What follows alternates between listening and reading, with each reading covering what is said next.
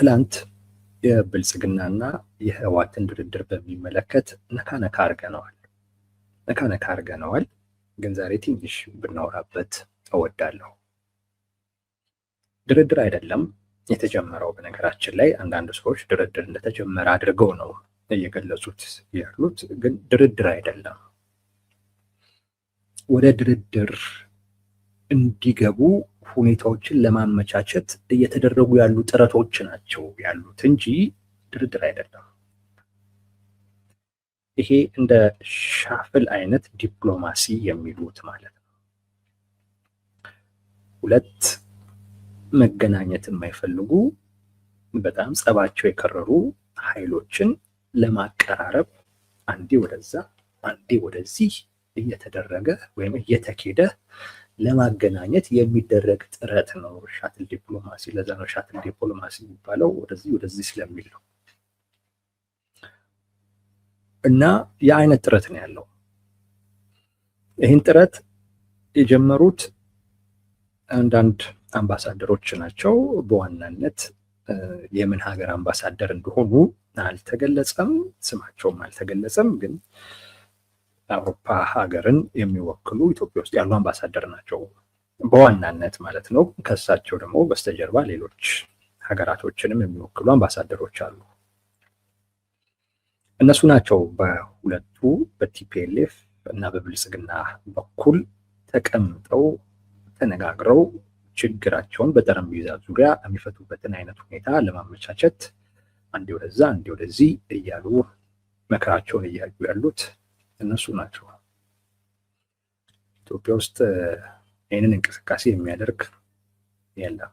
በጣም ነው ግን እኮ የሚገርመኝ። ዋናው ገፈት ቀማሾች እኛ ነን። ነገር ግን አይ ቲንክ ሰለቸን መሰለኝ እና ደግሞ ይገባናል። ሁለቱም እንደሚፈልጉትም ስለሚታወቅ ቲፒኤልኤፍም ይፈልገዋል፣ ባይፈልገው እዚህ ድረስ መሄድ አይጠበቅበትም። ብልጽግና ይፈልገዋል፣ ባይፈልገው በሌላ አይነት መንገድ ነገሩን መፍታት እንኳን ባይቻል ግን ማለዘብ የሚቻልባቸው እድሎች ነበሩ እና ሁለቱም እንደሚፈልጉት ስለምናቅ ብቻ አይደለም። ምንስ አቅምስ አለን? ማንስ ይሰማናል? አሁን እንደው ኢትዮጵያ ውስጥ በቃ እነዚህ ሁለት አካላት እስቲ እናስታርቅ፣ እናስማማ፣ ቁጭ ብሎ እንዲነጋገሩ እናድርግ ብሎ አንድ የሆነ ስብስብ ቢፈጠር ማን እንደሚወርድበት አይታወቅም። ምናልባት መንግስትም ሊሆን ይችላል የሚያስረው፣ ወይም በተቃውሞ ጎራ ላይ ያለ አካል ሊዘምትባቸው ይችላል። እና እንደው ብንፈልግም እንደው የሚቀበለንስ አለ ወይ ነው? የሚቀበለንም የለንም። እንደዚህ አይነት ነገሮች ማንም እንዳትገላግሉ ብለው ስለሚገቡበት ለማገላገልም ፍላጎት ያለው ብዙ አካል የለም። እንዲህ አይነት ነገር ውስጥ መግባት የሚፈልግ የለም። እንደው ሪስኩንም እንውሰድ የፈለገ ይሁን፣ ነገር ግን ተሰባስበን ይህንን ጥረት ማድረግ አለብን። እንኳን ደግሞ ብለውን በድፍረት ደግሞ እንዳይነሱ እስከ ጥግ ድረስ ነው የተከፋፈልነው። እስከ ጥግ ድረስ ተከፋፍለናል። አንድነትም የለንም። እኛም አንድነት የሌለን ራሱ እኮ ሳናቀው ሁሉ የጦርነቱ አካል እኮ ነው የምንሆነው። በቃ አንዱ ሳይድ ላይ ተለጥፈን ሳናቀው የጦርነቱ አካል ነው የምንሆነው። እንግዲህ አምባሳደሮቹ ምዕራባውያኖቹ ግን ያው ኢትዮጵያውያኖች ያልደፈሩትን አይነት መንገድ እየሞከሩት ነው። ለእኛ ብለው ሳይሆን ያው ለራሳቸውን ፍላጎትና ጥቅም ሲሉ ነው። እኛ ግን ለራሳችን ፍላጎትና ጥቅም እንኳን እንዳንነሳ እንፈራለን። ልክ እኮ ነው መፍራትም። እኔ ለምን የኢትዮጵያ ሕዝብ ይፈራል እያልኩ አይደለም። ምሁራኖች አሉ፣ የሃይማኖት አባቶች፣ የሀገር ሽማግሌዎች፣ ፖለቲከኞች። አሁን ለምሳሌ ችግሩ በድርድር ነው መፈታት ያለበት ምናምን የሚሉ ፖለቲከኞች አሉ። እነዚህ ፖለቲከኞች ግን ይህን ከማለት ባለፈ እንደ ሁለቱን ለማቀራረብ ምን ሲያደርጉ ታያላችሁ? ምንም ሲያደርጉ የምታዩት ነገር የለም። በፖለቲከኛው ረገድ እንኳን ተውት፣ ኢንቴንሽናቸው ሌላ ሆኖ ነው እንደዛ የሚባለው። ግን እንደው በቃ የማገላገል ፍላጎት ያለው ከፖለቲካ ውጭ ያለው የማህበረሰብ ክፍል እንኳን ለራሳችን ፍላጎት፣ ለህዝባችን ጥቅም፣ ለሀገራችን ስንል ይሄ ጦርነት ሊጎዳን ስለሆነ እንደው እነዚህ ሁለት አካላት እስቲ ለማነጋገር እንሞክር እንኳን ቢሉ እንደው መንግስት ራሱ ተነሳሽነቱን ወስዶ ካልነገራቸው በስተቀር በራሳቸው ለማድረግ ትንሽ ፍርሃት አለ። ልክ ነው መፍራት።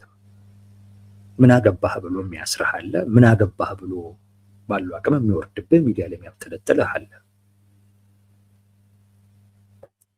ያንዱ ደጋፊ ነህ እንዴ ምናምን ብሎ እንትን የሚልህ አለ። ትንሽ ስለሚያስገርመኝ ነው። ሌላው የውጭው አካል ግን የራሱን ፍላጎት ጥቅም ታሳቢ አድርጎ ስለሚጎዳኝ ብሎ ይሄው እንደዚህ ከዛ ወደዚህ አንዴ መቀሌ አንዴ አዲስ አበባ እየደከሙ ነው ያሉት። አንዳንድ ሰዎች በዚህ ሂደት ውስጥ ተስፋ ሰጪ ነገሮች ታይተዋል ይላሉ። እኔ ግን እሱን እጠራጠራለሁ። ተስፋ ሰጪ ነገሮች የመታየት እድላቸው እጅግ በጣም ጠባብ ነው።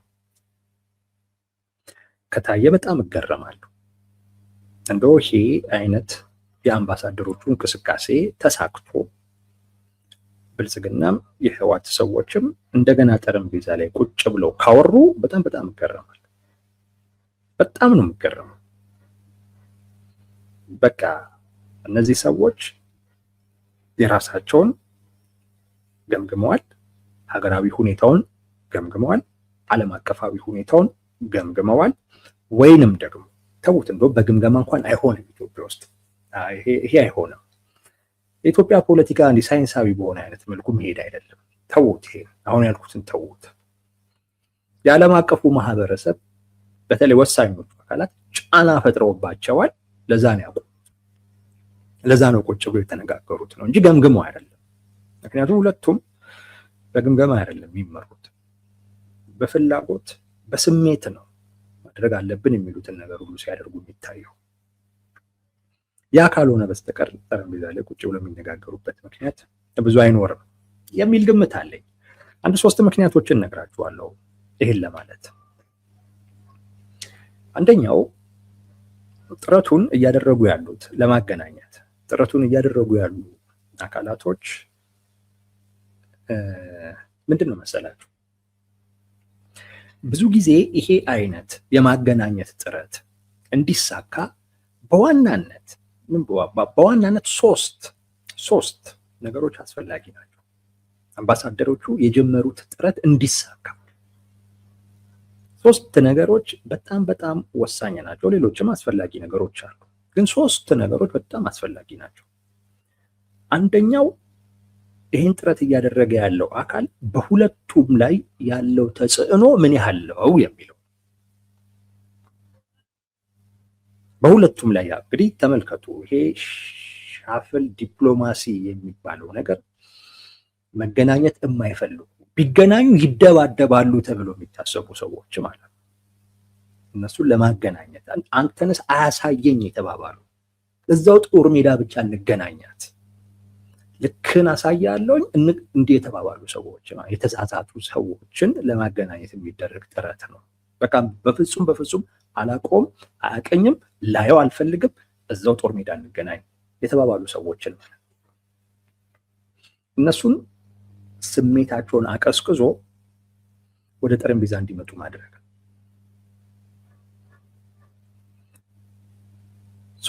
ስሜት ውስጥ ናቸው። ይሄ ሊሆን የሚችለው በዋናነት ሁለቱን ለማገናኘት ጥረት የሚያደርገው አካል በሁለቱም ወገኖች ላይ ተጽዕኖ ያለው ሲሆን ነው።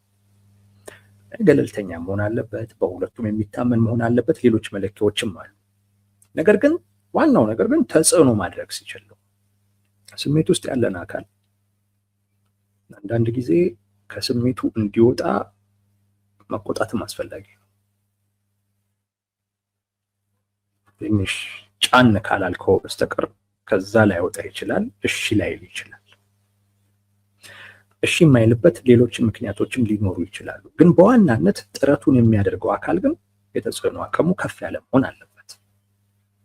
በምሳሌ ልንገራችሁ። ለምሳሌ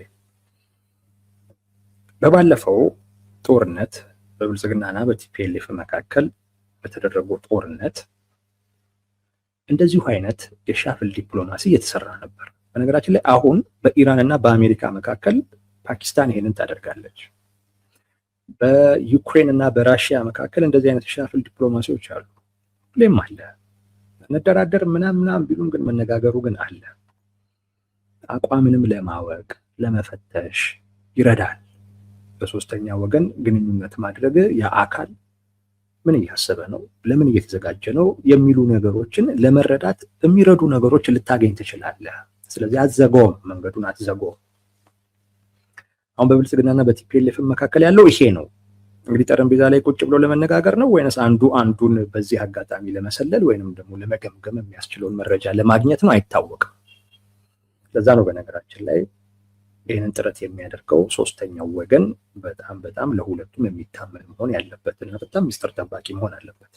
ከሁለቱም ጋር በሚያደርገው ግንኙነት ውስጥ የአንዳቸውን ሚስጥር የማወቅ እድል አለው። በጣም በጣም ሚስጥር ጠባቂ መሆን ይጠበቅበታል። ቅድም ግን እንዳልኳችሁ ትልቁ ነገር ተጽዕኖ ፈጣሪነቱ ነው እና በቲፒኤልኤፍ እና በብልጽግና መካከል የነበረው ጦርነት ላይ 2013 ላይ ማለት ነው እንደዚሁ አይነት ጥረቶች ነበሩ። ያንን ጥረት በዋናነት ያደርጉት የነበረው የአሜሪካው የውጭ ጉዳይ ሚኒስቴር ነበሩ። የአሜሪካ የውጭ ጉዳይ ሚኒስቴር ነበሩ። የአሜሪካ የውጭ ጉዳይ ሚኒስቴር በወቅቱ ማለት ነው የነበሩት ሰው በቲፒኤልኤፍም ላይ በብልጽግና በፌዴራል መንግስቱም ላይ ያላቸው ተጽዕኖ ቀላል አልነበር። ትልቅ ተጽዕኖ ነበራቸው። አንተናና ምንህም ሚስጥር አትጠበቅም፣ ገለልተኛ አይደለም ሊላቸው የሚችል የለም። የፈለገ ወገንተኛ ቢሆኑ ግን የአሜሪካ ፍላጎት መሆኑ በራሱ እና ደግሞ ከፍተኛ የሆነ የአሜሪካ ባለስልጣን ማለት ያ በራሱ ትንሽ ሸብረክ ያደርጋል አይደል? ሸብረክ ያደርጋል። በዚህ ልክ እንደዚህ ተጽዕኖ የሚፈጥር አካል መኖር አለበት። አንዳንድ ተንታኞች፣ ዓለም አቀፍ ተንታኞች በተለይ በኢትዮጵያና በኤርትራ መካከል ጦርነት ሊፈጠር ነው ብለው ሲያስቡና እንደ ሪኮመንዴሽን ሀሳብ ሲያቀርቡ ዶናልድ ትራምፕ ቢገቡበት ነው። ለምን? የዶናልድ ትራምፕ ተጽዕኖ ከፍ ያለ ስለሆነ በሳቸው ደረጃ ወይም በሳቸው ሌቭል ላይ ያለ ተጽዕኖ ፈጣሪ አካል ነው። ሁለቱንም ቆንጥጦ ተነጋገር ቁጭ በል ሊልም ይችላል። ፖለቲከኛ እንደ ህፃን ነው። የቆነጠጥክ እየኮረኮምክ ነው ተነጋገር ታረቅ የምትለው ልጅ ሆናችሁ ጸብ ተፈጥሮ የምታስታውሱ ከሆነ ጸብ ተፈጥሮ ትልልቅ ሰዎች በኩርኩም ነበር አይደል የሚያስታርቁት። ልክ እንደዛ ማለት መሪዎች የህፃን ባህሪ ነው ያላቸው እና ዶናልድ ትራምፕ የአቅም አላቸው ነው። ኖርማሊ ይቆነጥጧቸዋል ሳይሆን ግን የቁንጥጫ ያህል ተጽዕኖ ይፈጥሩባቸዋል እና የማስማማት እድል አላቸው። ጥረቱን የሚያደርገው አካል ተጽዕኖ ፈጣሪ መሆን አለበት እያልኳችሁ ነው። ከዚህ አንጻር አምባሳደሮቹ ተጽዕኖ የመፍጠር አቅማቸውን እናንተ ገምግሙት። ሁለቱም ላይ ተጽዕኖ የመፍጠር አቅማቸውን እናንተ ገምግሙት። ኦፍኮርስ የሚወክሉት መንግስት አለ ምናምን፣ ነገር ግን በአምባሳደር ሲሆን ግን ብዙ አይሆንም። በአምባሳደር ደረጃ ሲሆን ያን ያህል ተጽዕኖ አይኖረውም እና ሁለቱን ወደ ጠረጴዛ የማምጣት ጡንቻ ያላቸው አይመስለኝም እኔ አምባሳደሩ። ግን ብልጽግናም እምቢ አይልም፣ ቲፒኤልኤፍም እምቢ አይልም። አንደኛ እኛ አንፈልግም ማለት የሆነ ጸቡን በጣም መፈለግህን ስለሚያሳብቅብህ ጸቡን እንዳልፈለግ ተገደህም እየገባህ እንደሆነ ለማስረዳትም እድል የሚሰጥህ እሺ እኔ ችግር የለውም እስቲ እነሱ ጋር ይሄ ፍላጎት ካለ ምናምን ብለህ መንገዱን ክፍት ታደርጋለህ። ሁለተኛ ቅድም እንዳልኳችሁ መረጃዎችም ለማግኘት ሲባል መንገዱን ክፍት ታደርጋለህ። አንዱ አንዱን ለመሰለል ለመገምገም የሚረዱትን ነገሮች ያገኝበታል። አምባሳደሮቹ ሲሆኑ ያን ያህል ተጽዕኖ የመፍጠር አቅም የላቸውም ነው የምላችሁ። ከዛ አኳያ ወደ ጠረጴዛ ሁለቱንም የማምጣት እድላቸው ጠባብ እንደሆነ ነው እኛም ይሰማል። ሁለተኛው ሁለቱም ዝለት ላይ አይደሉም ወይም ድካም ላይ አይደሉም።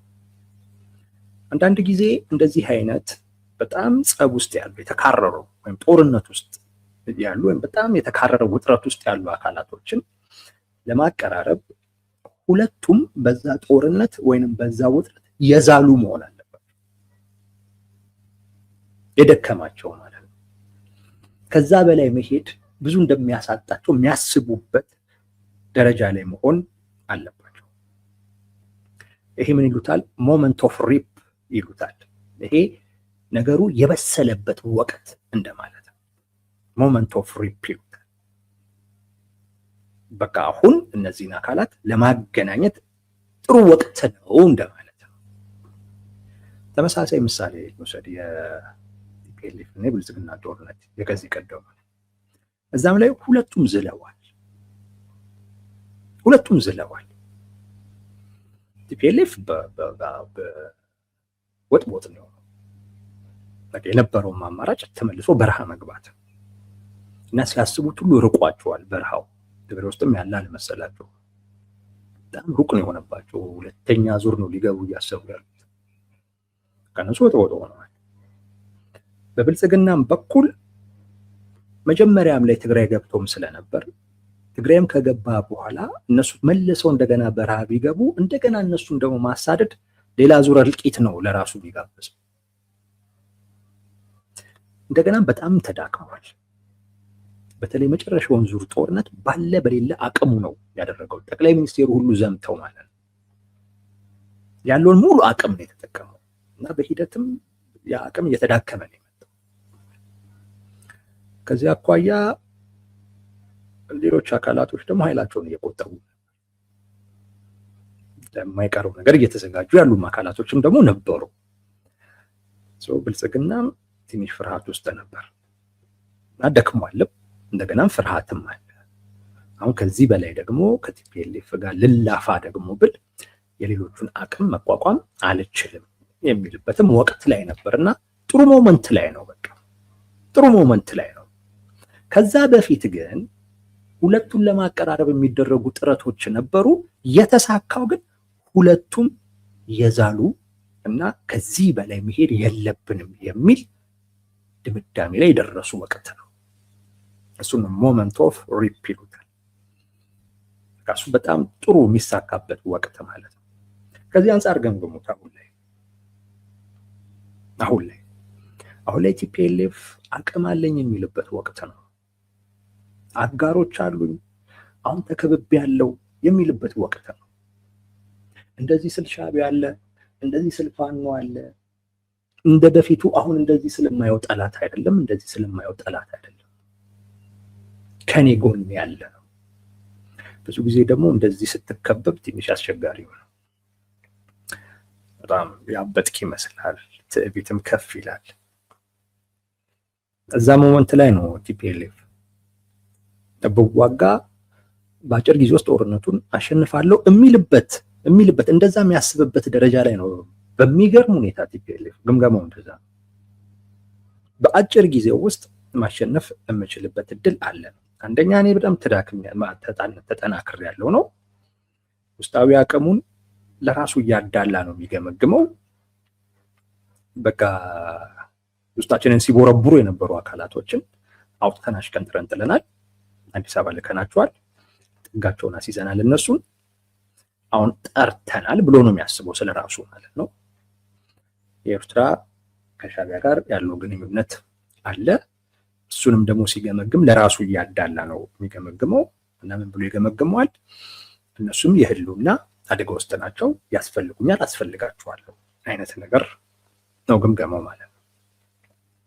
በአንጻሩ ብልጽግናን ደግሞ ሲገመግም ተዳክሟል ብሎ ነው የሚገመግመው። ልላችሁ የፈለኩት ቲፒኤልኤፍ አሁን ዝያለው የሚልበት ወቅት ላይ አይደለም። በፊት ያልነበሩኝን መሳሪያዎች ታጥቄያለሁ፣ አሁን ላይ የመከበብ እድል የለብኝም፣ ክፍተት አግኝቻለሁ፣ አጋሮች አግኝቻለሁ፣ ውስጤን አጥርቻለሁ፣ የህዝቡም አንድነት እየመጣ ነው የሚል አይነት ግምገማ ነው ያለው ቲፒኤልኤፍ እና የተዳከመበት ወቅት ላይ አይደለም፣ የዛለበት ወቅት ላይ አይደለም። በሌላ በኩል ደግሞ ስናይ ብልጽግናንም እንደዚሁ ብልጽግናም ማለት በአፍሪካ ውስጥ ቁጥር 1 ቁጥር 1 የጸጥታ ኃይል ገንብቻለሁ ብሎ ነው የሚያስበው። በቲፒኤልኤፍ ደረጃ እንደውም መለካት የለብኝም እንደውም እነዚህ የኛ ዝግጅት ከነሱ ጀርባ ላሉት አካላት ነው የሚለው። ከነሱ ጀርባ ሲልም ሻዕቢያንም አይጠሩ። ታሪካዊ ጠላቶቻችን ነው የሚሉት። ታሪካዊ ጠላት አንድ ነው፣ እሱም ግብጽ ነች። ሌላው የእሷ ተላላኪ ናቸው። እና ብልጽግና ዝግጅቴ በዛ ደረጃ ነው ወይ ነው በዛ ደረጃ ነው። እዚህ ያሉት ውር የሚሉ አካላቶች ዛት ማች ለኔ እንኳን ሊያሰጉኝ አይደለም ከትኩረቴ ራሱ እንኳን ሊነቅሉኝ አልቻሉም ብሎ በዛ ደረጃ የሚያስባቸው ነው። ከትኩረታችን እንኳን ሊነቅሉን አልቻሉም። በቃ ጩኸት ነው። ፎርስ አንዳንድ ጊዜ የጥይት ድምፅ ምናምን ይሰማል። ግን የነሱ የጥይት ድምፅ ግን የኛን ትኩረት እንኳን ሊያስቀይር አልቻለም። እንዲህ ዞር ብለን እንኳን እንድናያቸው የሚያደርገን አይደለም። ከመንገዳችን አላስተጓጎሉንም ባይ ነው። ለራሱ የሚሰጠው ዋጋ በዚህ ደረጃ ነው። 4ኛ ደረጃ ላይ ያለ አየር ኃይል ገንብቻለሁ ነው የሚለው። ፎርዝ ጄኔሬሽን የሚባል አፍሪካ ውስጥ የለም ይልሃል። በተለይ ምስራቅ አፍሪካ ላይ ማለት በጭራሽ ነው የሚለው። ቴክኖሎጂ ጥግ ድረስ ታጥቄያለሁ ነው የሚለው። ደክም ያለው የሚልበት ወቅት ላይ አይደለም። እንደውም የበለጠ ተጠናክር ያለው የሚልበትና እንደውም ስታዩት ይሄን አቅም ለምን ፈትሼ አላየውም የሚልበት አይነት ሞመንት ላይ ያለ ነው የሚመስለው። ማለት ዝም ብዬ ከማወራው ለምን እንደውም ፈትሼ በተጨባጭ ለምን አላረጋግጠውም፣ ለሌላውም ለምን አላሳይም የሚልበት አይነት ወቅት ላይ ያለ ነው የሚመስለው ብልጽግናም ቢሆን። ከዚህ አኳያ የእነዚህ አምባሳደሮች ጥረት የመሳካት እድሉ ብዛም አነስተኛ ነው። እንደዚህ አይነት የሻትል ዲፕሎማሲ ግን ሊሳካ የሚችለው ብዙ ጊዜ ሲዳከሙ ነው። እንዳልኳችሁ ደግሞ ወይም ተጽዕኖ ፈጣሪዎች ሲሆኑ ማለት ነው። ጥረቱን የሚያደርጉ አካላት በካሮት ኤንድ ስቲክ በሚባለው ስትራቴጂ በኢንሴንቲቭ ወይም የሆነ ጥቅም በመስጠት በመደለል ሀሳብን ማስቀየር የሚችሉ፣ እሱ ደግሞ ካልሆነ በኩርኩም እንዳልኩ ሀሳብን ማስቀየር የሚችሉ አካላቶች ማለት ነው። እነዚህ አምባሳደሮች እንደዛ ያደርጉ ወይ ተዳክመው እንኳን ቢሆን ዝለው እንኳን ቢሆን በአጋጣሚ ይሳካላቸው ይችል ነበር። ሁለተኛው ይሄ ነው። ሶስተኛው ሁለቱም ወገኖች በራሳቸው መወሰን የሚችሉ መሆን ይጠበቅባቸው። ለምሳሌ አሁን ብልጽግና በዚህ ረገድ በራሱ መወሰን ይችላል፣ ግን እሱንም እንጠራጠራለን። አሁን ብልጽግናም ይህንን ጦርነት በሚመለከት ብቻውን መወሰን ይችላል ወይ የሚለውን እንጠራጠራለን። ምክንያቱም ብልጽግናም ቢሆን ጦርነቱን የሚፈልገው ለራሱ ብቻ ሳይሆን ለአጋሮቹን ፍላጎትና ጥቅም ሁሉ እነሱን ተማምኖ የሚዋጋው ጦርነት ነው። ስለዚህ ጦርነቱን የሚያደርገው ለራሱ ፍላጎት ብቻ አይደለም፣ ለአጋሮቹ ፍላጎትና ጥቅምም ጭምር ነው። እሱም ራሱ በራሱ መወሰን ይችላሉ። የአንድ ጉዳይ ነው። ቲፒኤልኤፍ ጽምዶ የሚባል ነገር ውስጥ ገብቷል። በሻዕቢያ የሚመራ ጽምዶ ውስጥ ገብቷል። ያን ጽምዶ የሚመራው ሻዕቢያ ነው። ሻዕቢያ ደግሞ ቲፒኤልኤፍን ይከሷል ብዙ ጊዜ የመከላከያን አቅም አታጋኑ እያለ። ይህን የሚለው በምን መሰላችሁ? ሻዕቢያ ወደ ጦርነት እንዲገቡ ይፈልጋል። ቲፒኤልኤፎች ግቡ እያላቸው ነው። ቆይ ዓለም አቀፉ ማህበረሰብ ምናምን እያሉ የሚይዙበት እነሱ ናቸው። እና ሻዕቢያ ሁሌ ምንድነው የዓለም አቀፍ ማህበረሰብ ይላል። ምክንያቱም እሱ ከዓለም አቀፉ ማህበረሰብ የተነጠለ ስብስብ ነው። አይገባውም። ስለ ዓለም አቀፉ ማህበረሰብ ምን እንደሆነ አይገባውም። ለምንድነው የምታከብሩት ይላል። እንደገና ደግሞ የመንግስትንም እነሱ እንዲያላቸው ምናምን ነገርም ደግሞ ሲሉ ትንሽ ጥንቃቄ ያስፈልጋል ምናምን ሲሉም እንደዛ ማግዝፋችሁ አትዩ፣ ወሬ ብቻ ነውም ይላል። ይህንን የሚልበት ምክንያት ቶሎ እንዲገቡ ካለው ፍላጎት እና ሻዕቢያ በጣም ተጽዕኖ እያደረገበት ነው። ቲፒኤልኤፍ ላይ አጣጥፎ ሊያስገባው ነው እየፈለገ ያለው። ካልሆነ አስቸጋሪ ሁኔታ ሊፈጠር ይችላል። ጊዜ በሄደ ቁጥር ሰዎች ሀሳባቸውን ይቀይራሉ። ጊዜ በሄደ ቁጥር አሰላልፎች ይቀየራሉ። ጊዜ ወሳኝ ነው። እኔም ብዙ ጊዜ ስለ ድርድር አወራለሁኝ። ትላንትም ከፋኖ ጋር መንግስት ይደራደር ስላችሁ ነበር። ይደራደር የምለው ጊዜ እንዲኖር ነው። ትንሽ የእረፍት ጊዜ ሲኖር በስሜት ውስጥ ሆነና ትንሽ በጸጥታ ውስጥ ሆነ የምታስበውና የምትደርስበት ድምዳሜ በጣም የተለያየ ነው። እንደገናም ጊዜም ደግሞ ይኖራል። በዛ ጊዜ ውስጥም ደግሞ አዳዲስ ዴቨሎፕመንቶች ይፈጠራሉ። እነሱ ራሱ መልስ ወደ ጦርነት እንዳትገባ ምናምን ሊያደርጉህ ይችላሉ። ከጊዜ አኳያ ነው። ሻዕቢያ ጊዜ ጠላቱ ነው። ምክንያቱም ጦርነቱ እሱ ጋር አይደለም የሚደረገው። ከዚህ ቀደም ነግሬያቸዋለሁ። በፕሮክሲ መዋጋት በጣም አደጋው ያን እየተዋጋልህ ያለውን አንተ መሳሪያ እየሰጠህ ያለውን ግን እየተዋጋልህ ያለውን አካል ሙሉ በሙሉ አትቆጣጠረው። በመሃል የራሱን አማራጭ ሊወስድ ይችላል እና ሻዕቢያ እንደዛ ነው። በራሱ አይደለም የሚዋጋው፣ በቲፒኤልኤፍ ነው የሚዋጋው። ቲፒኤልኤፍ ደግሞ ማለቅን ጥስ ልጅ ይችላል፣ አይታወቅም። እና ሻዕቢያ በነጋ በጠባ ቁጥር ቲፒኤልኤፎች ታጠፉ ሄዱ። ይሄ ነው ጭንቀቱና ሀሳቡ። ከዚህ መገላገል ማረፍ ይፈልጋል። አንዴ ጦርነት ውስጥ ከገቡ ያው የእሱ ጥገኛም ጭምር ስለሚሆኑ ቢያንስ ቁጥጥሩ ትንሽ ከፍ ይላል። የእሱ ቲፒኤልኤፍም የመታጠፍ ወይም ሀሳቡን የመቀየር እድሉ እየቀነሰ ይመጣል እና ያቻኩለዋል። የዓለም አቀፍ ማህበረሰብ እያላችሁ ትናትበሉ፣ ህዝብ ምናምን እያላችሁ አትጃጃሉ፣ የመከላከያ አቅም የብልጽግና አቅም ምናምን እያላችሁ እንዲህ አይነት ነገር አያስፈልግም፣ ጀምሩት ነው። ይህን ማነሳላችሁ ለምንድን ነው? ቲፒኤልኤፍ በራሱ ለመወሰን ነፃ ነው ወይ ነው? ነፃ ነው ወይ? አሁን ኦኬ ይደራደራለሁኝ ቢል ተዉትና ይሄ ጥረት ራሱ እንኳን ሲሰማ ቲፒኤልኤፍ ውስጥ እኮ መከፋፈል ተፈጥሯል። እንዴ ይሄ ለሻዕቢያ መርዶ ነው? ምንድነው እያደረጋችሁ ያላችሁት? ሻዕቢያ የራሱን አማራጭ ቢወስድ ምንድን ልንሆን ነው? ምን ልንሆን ነው? ሻዕቢያ ቢተውን ምን ልንሆን ነው ብለው እኮ በዚህ ጥረት እኮ በጣም የተደናገጡና ይሄንን ጥረት ለማኮላሸት እየሞከሩ እኮ ያሉ ጄኔራሎች እኮ አሉ፣ በስም የተጠቀሱ አቶ ጌታቸው አሰፋ የሚመራቸው ማለት ነው። ምግበይ ያሉበት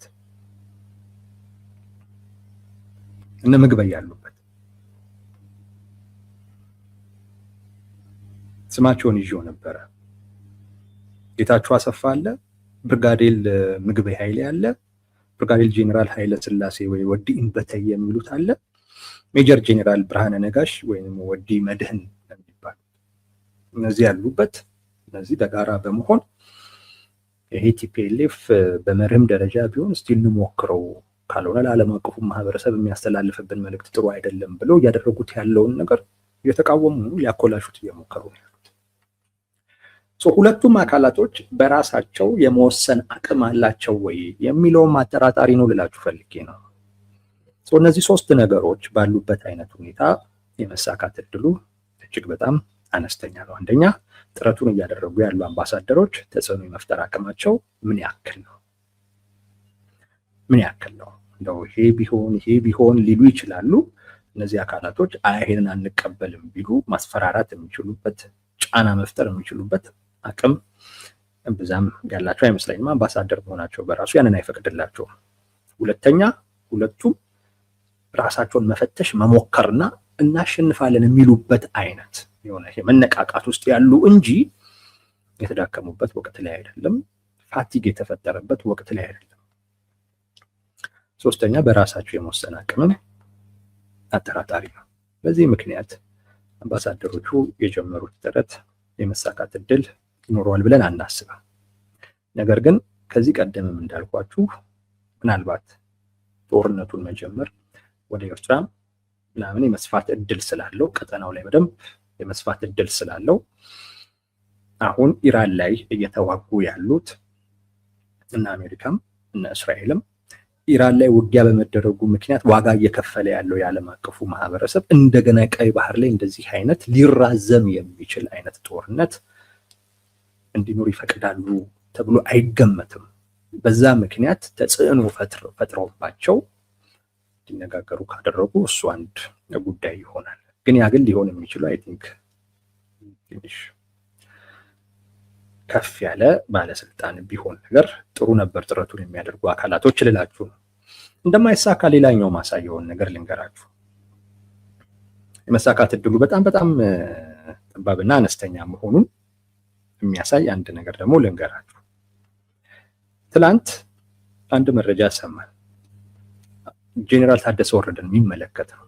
ጄኔራል ታደሰ ወረደ ከፖሊስ ኮሚሽኖች ጋር የፖሊስ ኮሚሽኑ ከፍተኛ አመራሮች ጋር እና የዞንንም ጨምሮ ማለት ነው የክልሉንም የዞንንም ጨምሮ ከዛ ካሉ የፖሊስ ከፍተኛ አመራሮች ጋር ስብሰባ አካሂዶ ነበር እና እዛ ስብሰባ ላይ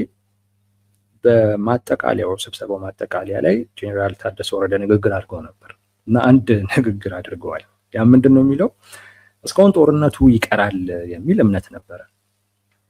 አሁን ግን ጦርነቱ የማይቀር መሆኑን ተገንዝበናል። ስለዚህ መላው ፖሊስ ይሁን ህዝብ እየመጣ ላለው አደጋ ለመከላከል በቂ ዝግጅት ማድረግ ይጠበቅበታል የሚል ንግግር አድርገዋል ጄኔራል ታደሰ ወረደ። ይህ ትላንት ምናልባት ከትላንት ወዲያ ቢሆን ይሄ በራሱ እንግዲህ ይሄ አይነት አምባሳደሮቹ የጀመሩት አይነት ጥረት ባለበት የሆነ ጉዳይ ነው። አይተውት ብዙም ተስፋ የሚገኝበት ነገር ሆኖ አላገኙትም። የጄኔራል ታደሰ ወረደ ንግግር ያንን የሚያሳይ ነው። የነ ጄኔራል ጻድቃን ዝግጅት በእርግጠኝነት የብልጽግና እውቅና አለው። ከብልጽግና እውቅና ውጭ ያደርጉታል ብለን አንገምትም። ትናስበን ነበር። ምናልባት እነ ጄኔራል ጻድቃን ቲፒኤልኤፍ እና ብልጽግና ንግግር በሶስተኛ ወገን መጀመራቸውን ስላሰቡ ያ ንግግር እኛን ከጨዋታ ውጭ ሊያወጣን ይችላል በሚል ስጋት የራሳቸውን አማራጭ ለመውሰድ እየተዘጋጁ ነው እንዴ ብለን አስበን ነበረ። ነገር ግን በዚህ ደረጃ የራሳችንን አማራጭ ለመውሰድ እንዘጋጃለን ግን ሲሉ ያለ ብልጽግና እውቅና ይሆናል ብለን በፍጹም አንገምትም። ምክንያቱም እንዳልኳችሁ ጊዜያዊ መንግስቱን ሊቀይር የሚችል የመንግስትነት ዝግጅት ነው እያደረጉ ያሉት። ጊዜያዊ መንግስቱን ደግሞ በሚመለከት ብልጽግና የራሱ ድርሻ አለው። የራሱ ድርሻ ያለውን ትልቅ ድርሻ ያለውን አካል ሳታሳውቅ ትግራይ ላይ ያለውን ጊዜያዊ መንግስት በኃይል ገልብጬ ወይም በሌላ መንገድ ገልብጬ እኔ መንግስት ሆናለሁ የሚል አይነት አቋም ያለው የመንግስት አመሰራረት አዲስ አበባ ላይ ብልጽግና ሳያውቀው ይሆናል የሚል ጭራሽ ግምት የለንም። እነ ጄኔራል ጻድቃንም በዚህ ደረጃ እየተዘጋጁ ያሉትና ዝግጅታቸውንም እየገለጹ ያሉበት ዋነኛው ምክንያት የነዚህ የአምባሳደሮቹ ጥረት የሚፈለገውን አይነት ተስፋ እየፈጠረ ስላልሆነ ነው የሚል ግምገማ ነው በእኛ በኩል ያለን ወዳጆች። አይ ቲንክ የተለየ ነገር ሊኖራችሁ ይችል ይሆናል አላውቅም።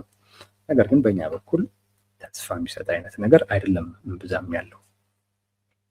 ጦርነት ውስጥ የመግባት እድላቸው ልክ ጄኔራል ታደሰ እንዳሉት ሰላም የሚመጣበት እድል ጠባብ ነው። ወደ ጦርነት መግባታችን የሚቀር አይመስለንም። ስለዚህ ተዘጋጁ እንዳሉት ያ አይነት ነገር ነው በሁለቱም በኩል ያለው የሚል ግምት ነው ያለን። ቅድም ካነሳነው ቀጠናዊ ሁኔታ ጋር ደግሞ ስናያይዘውም አይ ቲንክ መንግስት ቀጠናዊ ሁኔታው በጣም አደጋ እየደቀነ ነው። ያ ጉዳይ ውስጥ ላይ የነበሩ ያደሩ ሰው ችሏቸው የኖራቸውን ቅሬታዎች በሙሉ የሚቀሰቅስ አይነት አደጋ ነው እየመጣ ያለው። ስለዚህ ሰው ከውስጣዊ ጉዳዩ ይልቅ እና ከዚህ አንገብጋቢ ችግሩ ይልቅ ሌላ ጉዳይ ላይ እንዲያተኩር አንድ ሁለተኛ ችግር እንኳን የሚፈጠር እንኳን ቢሆን መንግስት ያንን ባለው ኃይል በሙሉ ተጠቅሞ ማስቆም የሚችልበትን ሌጂቲሜሲ የሚሰጠው አይነት ሁኔታ ለመፍጠር ሲል ምናልባት ጦርነቱን ሊፈልገው የሚችልበት እድል ይኖራል ብለን እንገምታለን ነው። ከዚህ አኳያ መሳካት እድሉ በብልጽግናና በህወሓት መካከል ያለው ጥረት አነስተኛ ነው ለማለት ነው። የሆነ ወዳጆች